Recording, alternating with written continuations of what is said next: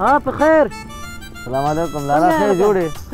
په خیر ښه جوړې تکړه. شکر د مکتب ته تللی وې که نه؟ هو تللی وم نه خیر. وایي څه کړې فصلونه همداسې خرابه فصلونه دي بارانونه نه کېږي. والله فصلونه خراب دي لالا دې رحم وکړي.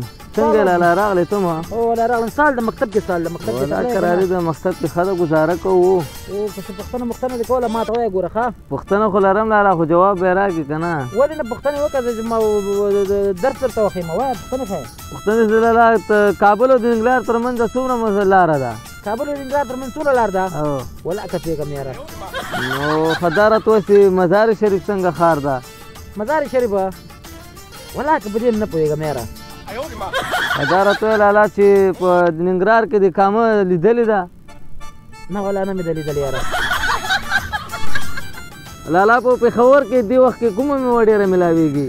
پېښور کې کومه مېوه میلاویږي؟ هو والله که پوهېږم یاره.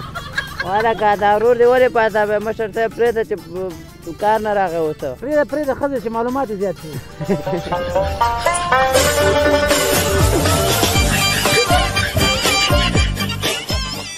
بسم الله الرحمن الرحیم. ګرانو دوستانو هیله لرم چې روغ او جوړ خوشحاله اوسئ.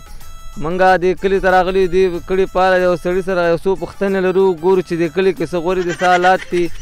سلام علیکم وروره په خیر راغلې؟ وعلیکم السلام خو په خیر یې؟ جوړې په خیر. طبیعت دې ښه ده؟ جوړې دا چی دي؟ دا میک ده میک ده څنګه یې؟ جوړې په خیر یې؟ چای څښې چای؟ نه چای نه څښم. زه غواړم راغلم چې دې کلي په اړه تا نه یو څو پوښتنې وکړم. ښه دا ټي وي والا یې تاسې؟ هو ټي وي والا یې. ښه معلومات درکړم. هو معلومات راکړه ټول خلک تا خبرې اوري. ښه بسم الله الرحمن الرحیم.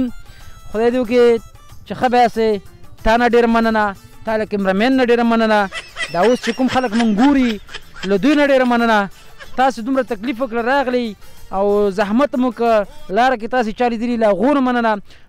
دې کلي باره کې تا پوښتنه وکړه چې دې کلي څه حالات دي. نو دې کلي باره کې به زه درته ووایم چې زه خو ولا نه یم بله دې کلي ته زه خپله نوی راغلی یم. خدای دې غرق نه کړي مونږ ټایم دې ولې دومره ځای کړو دې کلي نه. الله حق حق الله حق حق الله. او مریده دا سرلی دې څنګه راوسته؟ پیر صاحب سلام علیکم. ښه په خیر پیر صاحب. سرلی خو مې ځکه راوسته که نه تا ته مې شکرانه کې راوست نظرانه کې مې درته راوسته.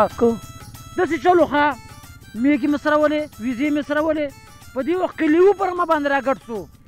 چې لیوه په رمه راګډ سو خوا دې خوا ګورمې چې شم نه راسره. دې وخت کې مې غږ مالیا پیره ګوره راورسېږې ته مې یاد کړې. مالیا پیره ګوره راورسېږې د سپي په شکل کې راښکاره سو. لیوه دې پسې واخیسته او رمه راګډ